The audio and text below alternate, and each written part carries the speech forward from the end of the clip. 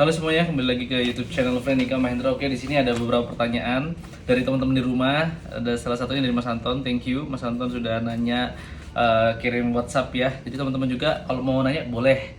Apapun pertanyaannya bakal aku review. Oke, ini langsung aja dijawab ya. Ini lama banget kita nggak buat video. Yang pertama dari Mas Anton ya. Mas Anton menanyakan beberapa hal. Yang pertama ini tentang dia sekarang lagi kuliah. Nah, dia lagi kuliah di salah satu universitas swasta di Banyuwangi. Nah, dia nanya, "Kak, ini kalau seandainya ada nih yang dalam forum ketika disuruh nanya tapi ketika nanya dia malah diketawain." Kalau menurutku nggak apa-apa. Itu jadi kayak apa ya? Kayak buat pengalaman kamu aja kalau seandainya apapun pertanyaanmu terus kamu ngerasa direndahin apapun kondisinya, just do it, tanyain aja apa yang pengen kamu tanyain gitu, jangan terpengaruhi oleh orang lain. Terus kata Mas Anton juga ini ada dua pertanyaan. Yang kedua itu tentang keluarganya. Kak, kalau seandainya menurut kakak gimana setelah kuliah ini, orang tuanya itu nggak setuju kalau dia kerja di luar luar daerah dia gitu. Kalau menurutku sendiri sih apa ya, tergantung dia ya. Kalau aku sendiri nih, orang tua sih dukung. Kita memang nggak bisa membantah orang tua sih, cuma kita bisa ngasih penjelasan kepada mereka gitu, apa yang menjadi apa ya tujuan kita gitu. Dijelasin baik-baik, dijelasin dengan kalimat yang lembut gitu. "Bu, Pak, saya pingin kerja di luar kota dan apa namanya, nanti bakal pulang lagi mungkin." Atau mungkin kan namanya orang tua pasti banyak kekhawatiran ya, kekhawatiran kesepian, kekhawatiran anaknya nggak pulang-pulang gitu. Jadi menurutku nggak manusiawi sih kalau orang tua ngelarang anaknya. Cuma kan mungkin dari pihak anak harus ngasih apa ya, penjelasan secara detail ke orang tua. Oke, selanjutnya karena ini banyak banget pertanyaan, jadi aku ringkas-ringkas saja.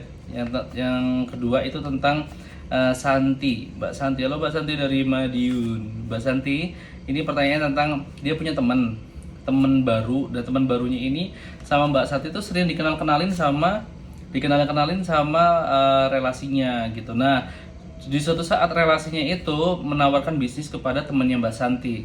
Namun sama temennya Mbak Santi itu diupload di media sosial, dan itu membuat Mbak Santi nggak enak sama teman bisnismennya itu. Karena Mbak Santi cerita karena temennya itu yang baru itu mempublishkan ya tawaran bisnis dari temennya Mbak Santi itu. Itu yang membuat apa ya, ngerasa saling menjatuhkan. Kalau menurutku sih menanggapi ceritanya Mbak Santi ini, aku bakal omongin dulu. Pertama aku omongin, kedua aku omongin, ketiga kalau nggak bisa diomongin ya udah gitu. Kita cukup kenal aja, bukan teman, bukan sahabat, maupun keluarga ya gitu. Jadi menurutku sih kalau aku sendiri secara pribadi, tapi kalau Mbak Santi mau ngambil keputusan apapun ya itu pasti udah dipertimbangkan baik-baik lah gitu. Semangat Mbak Santi dengan masalahnya, karena semua orang punya masalah. Jadi ini aku yakin Mbak Santi bisa lah. Ini take easy aja sebenarnya gitu. Kalau mau ngomongin, kalau enggak ya udah pergi gitu. Terus yang kedua ini ada dari Aldi. Kayak ini aku tahu orangnya nih, kayak aku kenal banget orangnya ini. Nah, kata Aldi ini cerita nih, "Kak, manggil aku Kak." Kalau udah panggil aku Kak, berarti dia kenal Frendika dan aku kenal dia gitu. Aldi itu aku nggak banyak punya kenalan Aldi ya. Aldi Banyuwangi. Terus Aldi Banyuwangi itu ada dua, Aldi Cimori, Aldi adik angkatku. Terus Aldi Ponorogo, itu kan dikit kan, sama Aldi Lampung gitu. Jadi ada 4 Aldi yang aku kenal. Nah, ini dia nanya nih mengenai dia punya temennya tapi nyerocos terus nih. Ini temennya nyerocos banget gitu nih. Kalau aku sendiri ya menanggapi teman nyerocos itu sebenarnya ya udah dengerin aja, kalau nggak mau dengerin potong aja gitu. Dia cerita ngomong apa potong aja gitu. Kalau aku sih gitu jangan diambil pusing hal sepele kayak gini mah gitu kan. Terus ada juga ini dari Yuli. Nah, Mbak Yuli nih, Mbak Yuli ini agak berat ya, karena Mbak Yuli ini masalah keluarga sama masalah pekerjaan. Kita bahas yang pekerjaan dulu. Nah, Mbak Yuli ini cerita nih, cerita, Bang, ini kalau Bang ini kita nggak kenal nih kalau udah nyebut Bang, nggak ada yang kenalan gue nyebut Bang ya. Bang ini di tempat kerja dia kerasa dibatasin Mbak Yulinya. Terus gimana cara cara apa ya, mau keluar, dia bingung mau resign tapi dia masih butuh kerja gitu kan, mau stay juga dia nggak berkembang gitu. Menurutku secara personal dia mau dibatasin sama atasannya atau mau dibatasin sama lingkungan kerjanya, mungkin partner atau mungkin timnya sendiri gitu. Itu menurutku sih kita nggak bisa mengatur lingkungan ya, lingkungan tuh bergerak dengan cepat ya, mereka bisa melakukan apa aja yang mereka mau gitu. Cuma menurutku Mbak Yuli coba coba mengabaikan sedikit, mengabaikan mereka yang ngedistract Mbak Yuli gitu. Jadi Mbak Yuli itu abaikan aja hal-hal yang mendistract Mbak Yuli gitu. Mbak Yuli itu bisa belajar di mana dan kapan aja sebenarnya gitu, tanpa mereka. Omongan-omongan mereka, larangan-larangan mereka, ataupun batasan-batasan dari mereka itu yang membuat Mbak Yuli itu nggak berkembang gitu. Kepikiran, nanti ujungnya sakit pula gitu kan. Project mungkin atau apa yang terpendam, itu mungkin Mbak Yuli nggak bisa show up ya, show off ya. Nah di sini Mbak Yuli curhat juga nih masalah keluarga juga. Nah menurutku sih Mbak Yuli kalau masalah pekerjaan ya, clearin dulu ya. Masalah pekerjaan itu menurutku kalau memang Mbak Yuli nggak nyaman, bener-bener di posisi paling nggak nyaman, cari lagi nggak apa-apa. Cari lagi nggak apa-apa, tapi make sure kalau seandainya pekerjaannya itu udah dapat baru resign gitu. Itu yang paling penting. Kalau seandainya apa ya? Seandainya belum dapat ya udah betah-betahin dulu gitu, sabar-sabarin apa yang diomong orang gitu. Terus sabar-sabarin dulu aja gitu. Apalagi seandainya Mbak Yuli ini ikut program yang ada penaltinya itu udah pokoknya dibetah-betahin. Dan itulah yang ini aja sih ke Mbak Yuli, semangat aja buat Mbak Yuli. Terus untuk masalah keluarga, karena Mbak Yuli ini kan broken home, jadi dan dia punya adik tiri dari ibu dan punya adik tiri dari bapak gitu, dan dia ikut bantu finansial keduanya gitu. Itu yang mungkin dia juga mau resign mikir-mikir gitu kan, mau minta mau minta siapa lagi gitu kan. Itu yang berat juga gitu. Jujur aku belum pernah ngalamin di posisi itu, jadi aku nggak bisa ngebayangin seberapa berat masalahnya Mbak Yuli ini gitu.